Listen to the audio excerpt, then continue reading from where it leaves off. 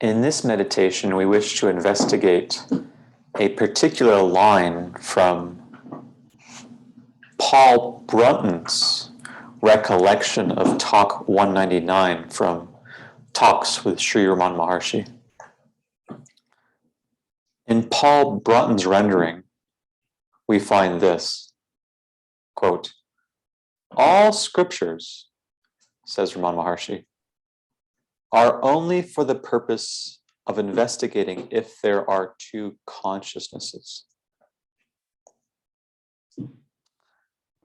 It's worth repeating this. All scriptures are only for the purpose of investigating if there are two consciousnesses.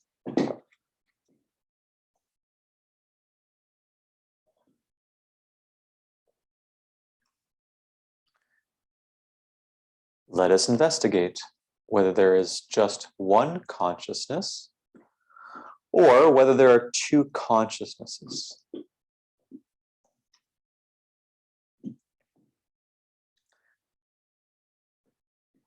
Begin by considering your simple, albeit quite modern intuition, namely that there is my consciousness and that there is your consciousness.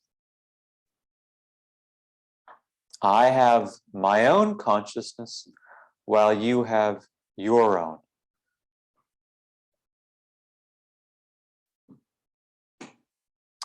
Therefore, it certainly seems as if there are at least two consciousnesses.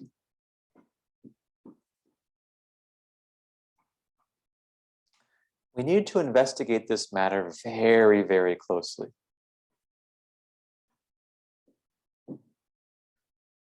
For consider that if your consciousness were entirely separate from my own, hence two, then wouldn't it stand to higher reasoning that you and I would be unintelligible to one another? Wouldn't you appear to me as if you were an incomprehensible alien?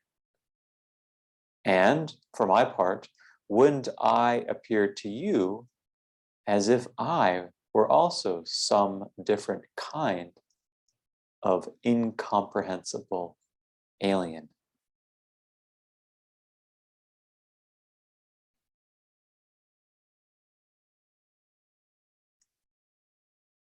In short, wouldn't every human being we encounter appear as if he or she were an utter foreigner, a complete stranger? Someone with whom I simply cannot communicate, let alone deeply understand. But this line of higher reasoning necessarily raises the question, is this how it actually is in our experience? And the answer is, it is not. Undeniably, we do, in a rough and ready sense, understand one another. Right now, you understand, more or less, what I am saying. And if that is so, then there must be some element shared between these apparently separate consciousnesses. Call that the common element between these seemingly separate consciousnesses. But then if there is at least some common element between my consciousness and yours,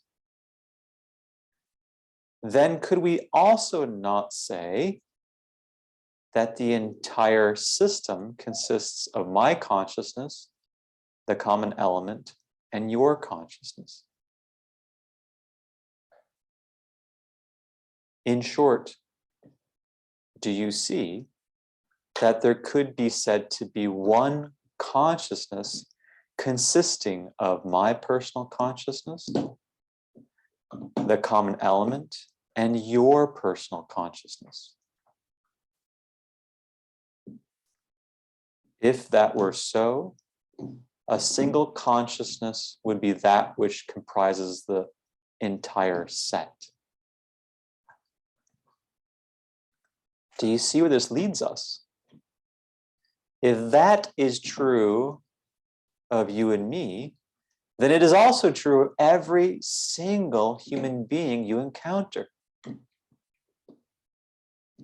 Feel how your understanding right now expands, such that each encounter allows for there to be a substratum that conjoins the interactions of both beings. Imagine and feel how consciousness spreads out and knits together every single interaction, every single communication. Thus, beautifully, elegantly, Francis Cecile once said, "I define reality as that which is hearing these words right now." He could have also said, "I define consciousness as that which is hearing these words right now."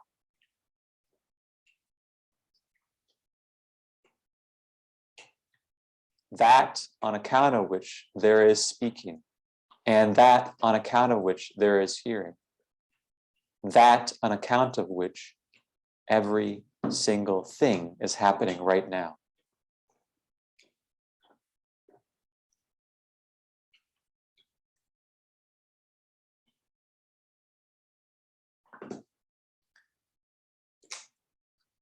Walk with me. Do you see then that what has been said so far also applies to our interactions with plants and animals? It could be said that there is an affinity between me and the tree, a common element shared between us.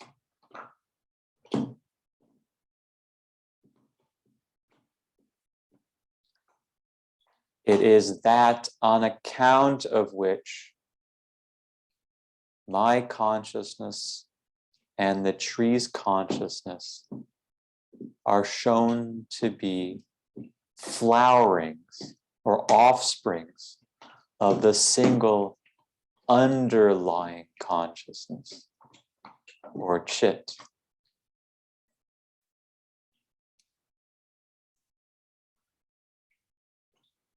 Do you see also that this line of thought applies to our interactions with animals as well?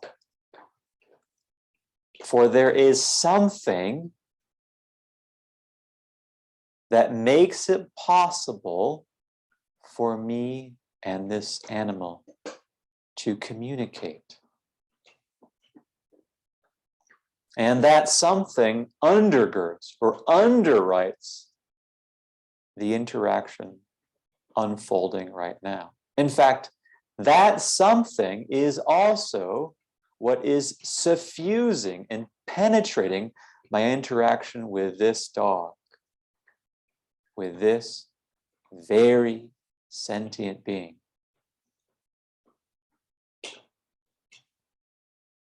In fact, this something is also animating my speaking and the dog's hearing.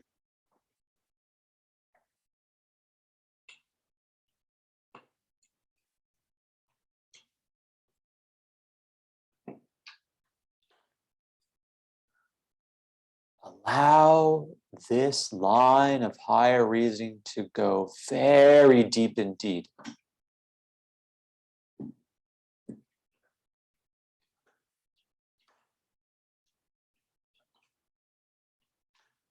If we can open up to the very possibility that there is one consciousness, then that one consciousness is speaking and hearing right now.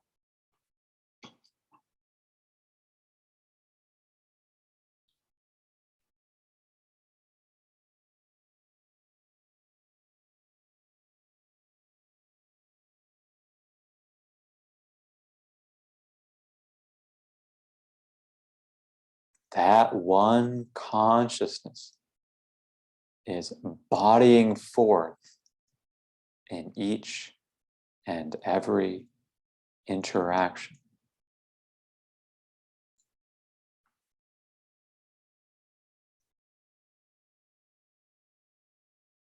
That one consciousness is in the plants, in the mountains, in the oceans, in human beings, in animals, in plants, in brief, in everything, in every single formal, gross manifestation, in every of the 10,000 things.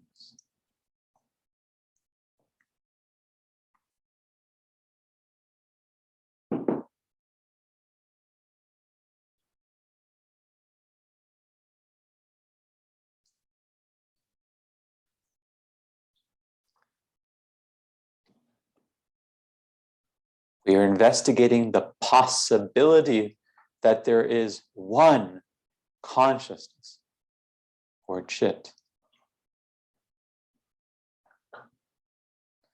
This one consciousness is real or sat.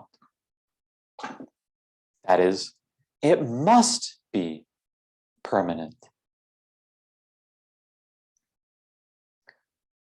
For what if this one consciousness were somehow or other impermanent?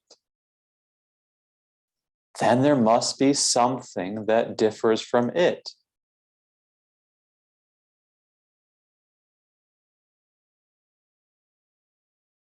That something could be a second consciousness. But if there were a second consciousness, how would we know unless they were tethered together by at least a shared element?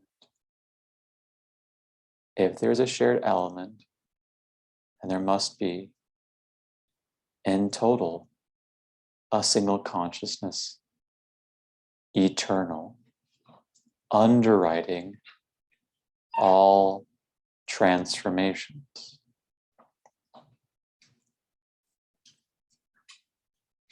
It must be that this one consciousness then is real, that is, self-existent and permanent.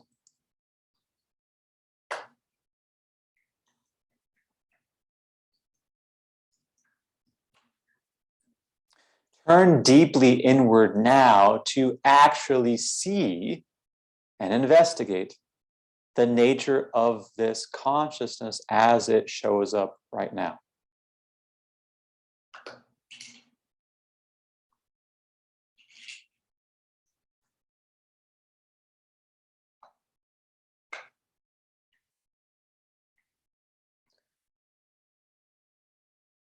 Become intimate with consciousness.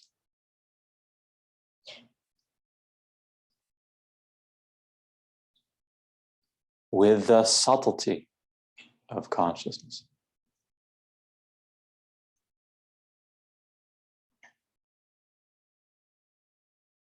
And go to the very edge. Is there an edge? Of consciousness in experience.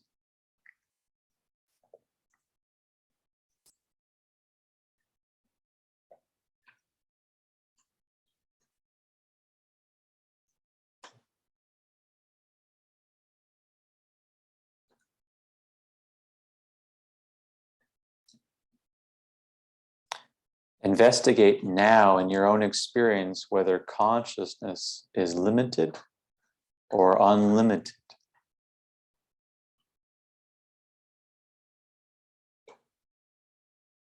Can you find a limit right now?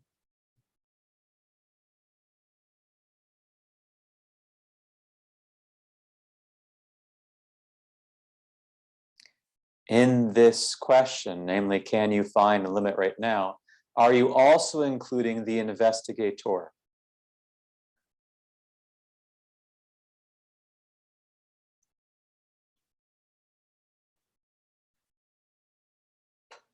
Is there a difference between the investigator and the investigated?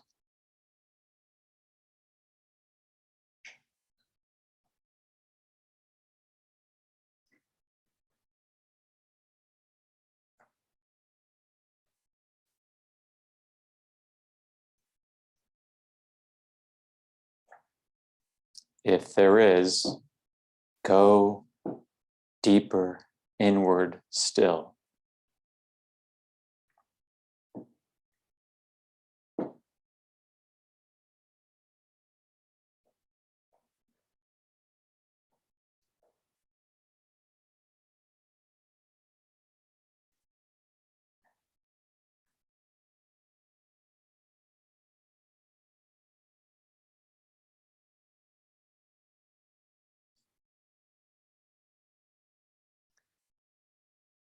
And then in one fell swoop, just drop everything.